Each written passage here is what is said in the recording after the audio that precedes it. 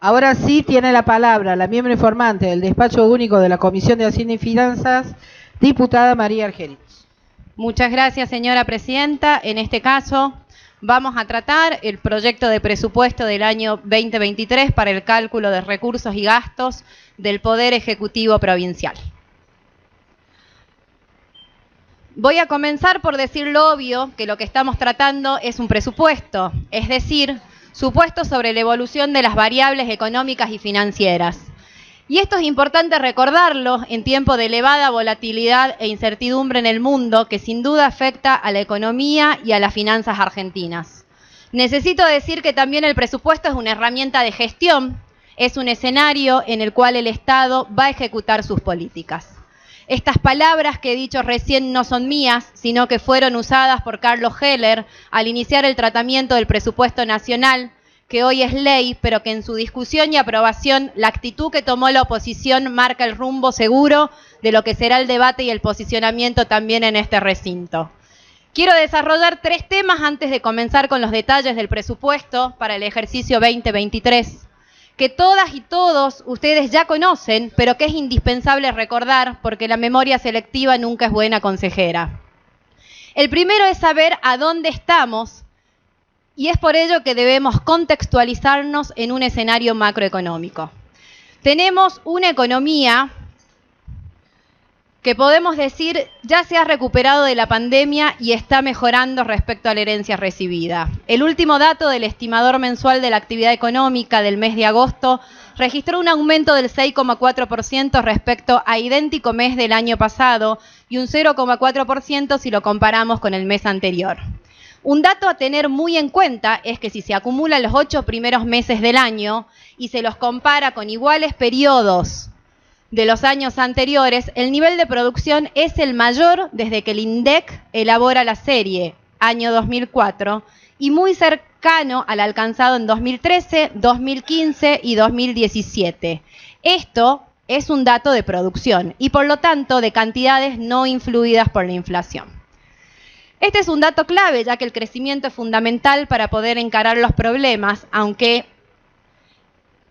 con crecer no alcanza y hace falta un Estado activo para regular la puja en favor de los más débiles. La suba de la actividad viene siendo generalizada, ya que 13 de los 14 sectores que componen el indicador registraron alzas interanuales en agosto, siendo la industria manufacturera la de mayor incidencia en este desempeño. Esta evolución de la industria se condice con el incremento en la utilización de la capacidad instalada industrial, que pasó al 64,4% en agosto del 2021 al 69,5% en igual mes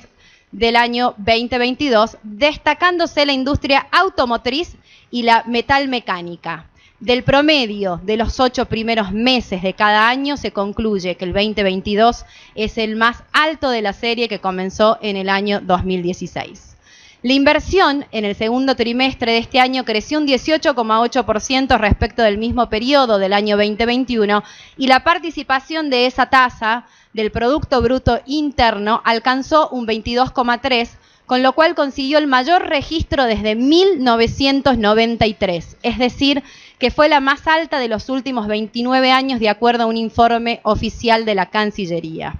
Respecto al consumo, los datos del INDEC muestran que durante el mes de julio las ventas efectuadas en supermercados y autoservicios mayoristas exhibieron una suba real de casi el 6% frente a junio, serie sin estacionalidad, y del 5,6% si se compara con julio del 2021. Tomando el acumulado de los 7 primeros meses, se ubica en un 5,8% por encima del año 2019.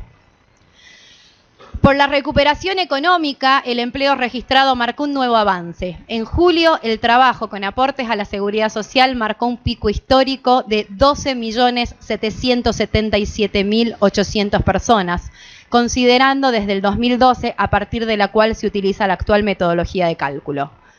Nuestra gran enemiga, señora presidenta, es la inflación. Fenómeno mundial en la actualidad, pero que particularmente en nuestro país cerrará en el orden del 95% para este año 2022. Una inflación que preocupa y que ocupa al gobierno nacional día tras día para poder paliar esta situación. Para el Fondo Monetario Internacional, nuestro PBI crecerá en el año 2022 un 4%, mucho más alto que el desempeño de Brasil, con un 2,8%, de México, un 2,1%, o Chile, un 2%. Esta diferencia se amplía en los pronósticos para el año 2023. Mientras que para Argentina se pronostica un 2%, para Brasil se estima un 1%, para México un 1,2% y para Chile el descenso es del 1%. Además, los pronósticos del Fondo Monetario Internacional sobre el PBI coinciden con los realizados en el presupuesto que vamos a tratar.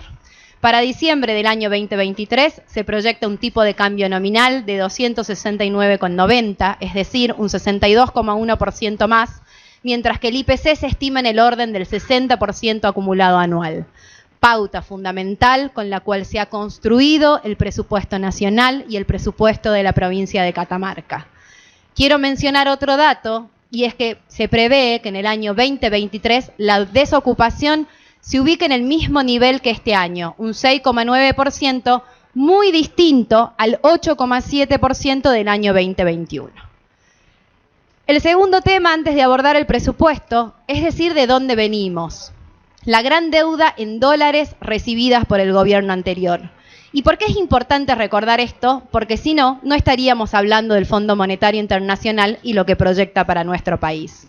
Hubo que enfrentar una renegociación de la deuda en dólares con privados por 100.000 millones de dólares. Y si bien disminuyeron significativamente los altísimos intereses que tenían y que se prorrogaban los vencimientos de capital, hay que saber que el acuerdo con el Fondo Monetario Internacional no se utilizó para generar ni mayores inversiones ni para construir caminos o infraestructura. Haber rechazado la deuda con el Fondo Monetario Internacional hubiera generado grandes problemas para el gobierno actual y para nuestro país.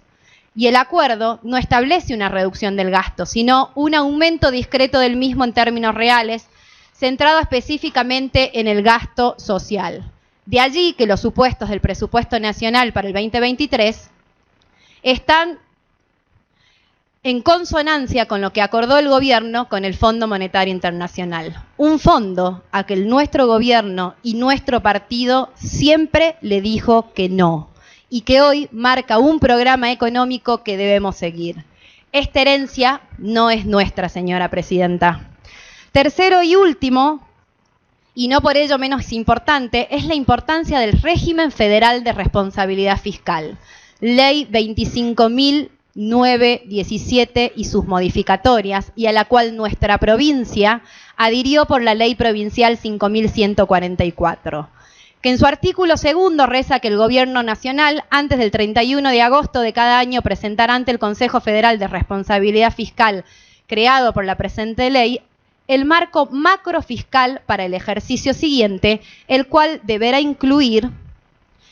y voy a leer solamente el inciso C, que es el que nos interesa a nosotros, la política salarial impositiva que espera implementar y las proyecciones de las variables que se detallan a continuación. Precios, Producto Bruto Interno y tipo de cambio nominal. El índice de precio al consumidor debe contar con cobertura nacional publicado por el Instituto Nacional de Estadística y Censo. Capítulo 2 del Régimen Federal de Responsabilidad Fiscal. Reglas cuantitativas. El artículo 10 dice: la tasa nominal de incremento del gasto público corriente primario neto de la Nación, de las provincias y de la Ciudad Autónoma de Buenos Aires no podrá superar la tasa de aumento del índice del precio del consumidor de cobertura nacional previsto en el marco macrofiscal mencionado en el artículo 2, inciso C, regla que se aplicará para la etapa de presupuesto y de ejecución. Ahora bien, vamos a introducirnos de lleno en la realidad de nuestra provincia. Desde hace varios años, la provincia cuenta con finanzas públicas ordenadas y gracias a ello se consiguió llevar a cabo políticas públicas tendientes a ampliar la participación del sector privado en la economía real, uno de los principales objetivos que tiene el gobierno de la provincia. Es así que el presente ejercicio se realizó un reordenamiento presupuestario pasando de una política de gasto social durante la pandemia a una política de incentivos al sector privado. Una de ellas fue disminuir la presión fiscal del año 2022, con bajas impositivas que se extienden a más actividades en el año 2023 y que quedaron establecidas en la ley impositiva que acabamos de aprobar. Pudimos, como provincia, atraer inversiones privadas cuantiosas a pesar de un contexto internacional complicado. Se dinamizó el proceso minero, unificando las competencias y otorgando a los inversores previsibilidad y estabilidad jurídica.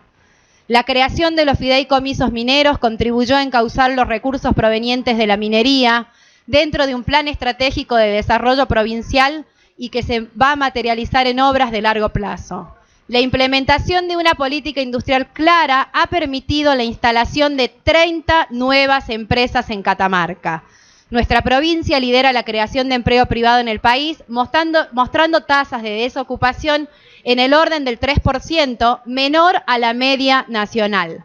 Si hablamos de obra pública, el plan que está llevando adelante se trata del mayor plan de la historia de nuestra provincia, con infraestructura que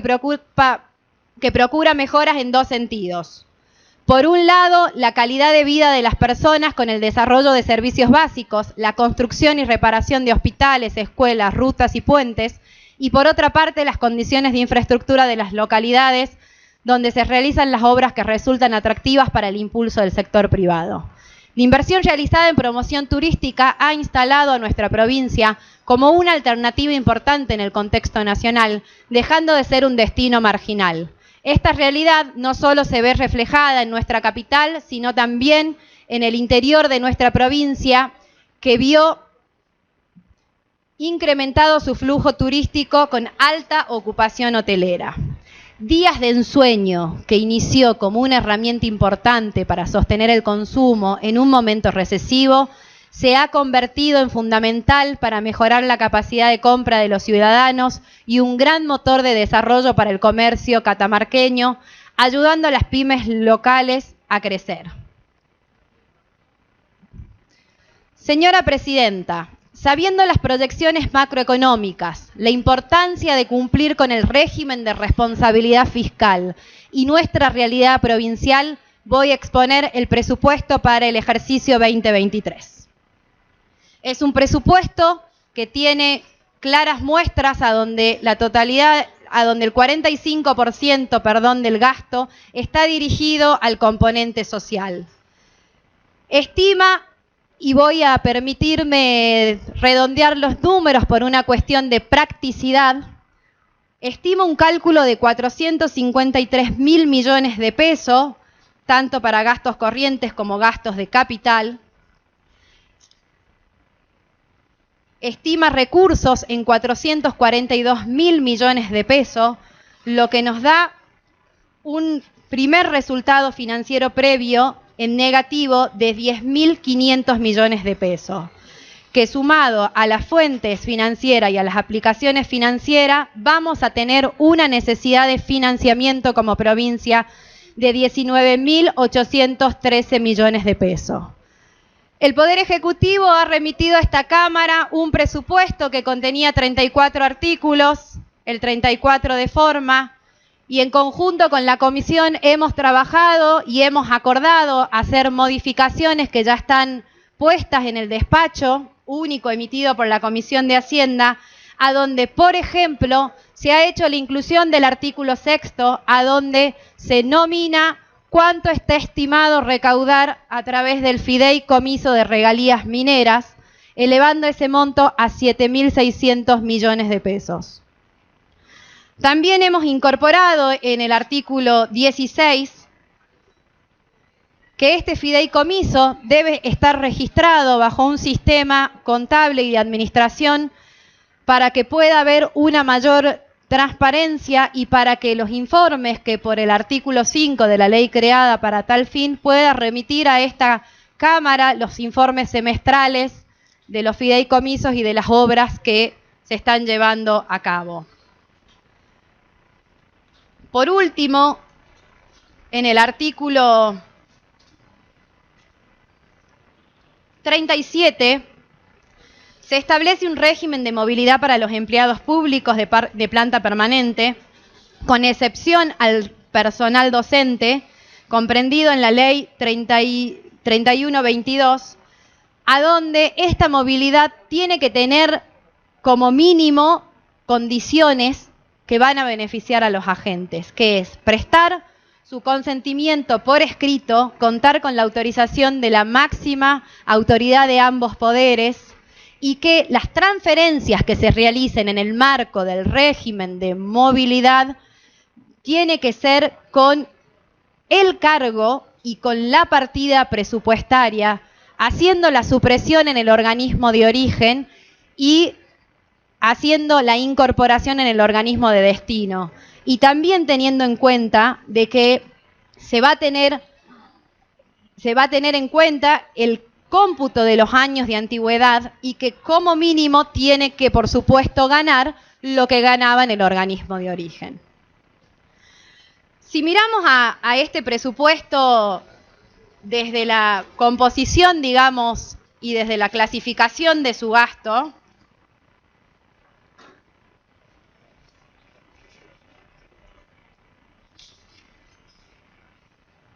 estamos hablando que cuando lo medimos por gasto por jurisdicción, teniendo en cuenta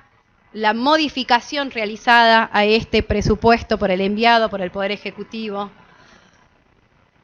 figura el Ministerio de Economía con un 28% en la participación real, pero esto tenemos que tener en cuenta que el Ministerio de Economía tiene esa incidencia en el gasto porque es quien coparticipa los recursos a los municipios y quien también transfiere, por ejemplo, el dinero a los diferentes poderes, como el Poder Legislativo y el Poder Judicial. Entonces, si uno, digamos, teniendo en cuenta la participación primaria, aún así el Ministerio de Salud y el Ministerio de Educación se reubican en el orden del 17 y el 16% respectivamente. Pero si deducimos la coparticipación y las transferencias realizadas por el Ministerio de Economía, este índice se eleva y se eleva aún más, señora Presidenta, cuando tomamos en cuenta la totalidad de las obras incluidas en el plan de obras, ya que están vertidas para estos conceptos. En cuanto al plan de obras, señora Presidenta, se invertirá en la construcción de hospitales en Belén, en el Alto y en Recreo, continuando con la política de transformación y mejoramiento de los servicios de salud en toda la provincia. Cabe recalcar que los fondos invertidos en el Hospital de Belén provienen de la minería, fortaleciendo la idea sobre la importancia de que la misma deje obras en los lugares donde se originan los recursos. Así también el Plan de Obras Públicas contempla obras emblemáticas para nuestra provincia. La Cuesta de Zapata, ex Ruta 40,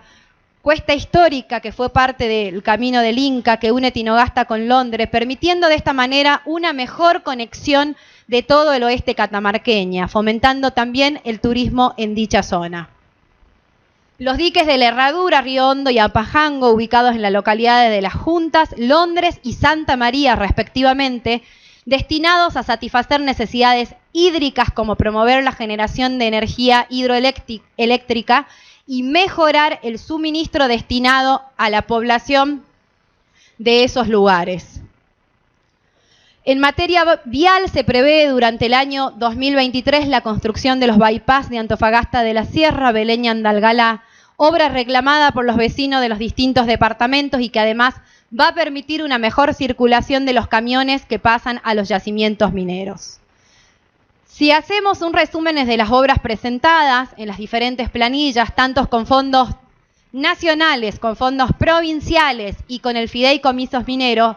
podemos resumir que las obras están destinadas a la educación con 4.500 millones, a salud con 1.278 millones, a la vivienda con 16.751 millones, a seguridad con 204 millones, a cultura, turismo y deporte con 2.897 millones, rutas por 12.196 millones, agua, energía y medio ambiente con 24.422 millones, industria, comercio y empleo con 571 millones y edificios públicos con 968 millones, en los cuales se encuentra el edificio para el Poder Judicial. Si hablamos de lo que debe cumplir nuestro presupuesto, es un presupuesto con perspectiva de género en cumplimiento de la ley 5.669, a donde el total de partidas destinadas a la misma es de 2.793 millones, de los cuales puedo mencionar algunos programas, como ser, por ejemplo, dentro del Ministerio de Gobierno, Justicia y Derechos Humanos, que se encuentra la Secretaría de Mujeres, Género y Diversidad y el Registro Civil y de Capacidades para las Personas, con 30.924.154. El Ministerio de Ciencia con 2.304. Ministerio de Desarrollo Social con 2.483 millones destinado a partidas con perspectiva de género.